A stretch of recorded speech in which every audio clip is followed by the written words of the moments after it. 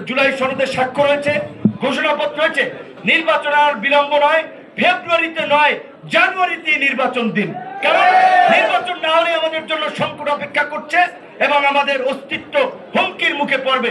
তাই আমাদের পরিষ্কার কথা, নির্বাচন যত দ্রুত সরকার করতে পারে আমরা তত দ্রুত নির্বাচন চাই। কিন্তু একই সাথে রাজনৈতিক দলগুলোকে একটা কথা স্মরণ করিয়ে দিতে চাই, নির্বাচন আগামীতে কেমন হবে সরকার এবং আইন শৃঙ্খলা বাহিনীর চেয়ে রাজনৈতিক দলগুলোর আচরণের উপর নির্ভর করে, রাজনৈতিক দলের নেতৃত্বের ভূমিকার উপর নির্ভর করে নির্বাচন কি সংঘাত সহিংসতা মুক্ত হবে নাকি সংঘাত সহিংসতার মধ্য দিয়ে একটি বিতর্কিত নির্বাচন হবে।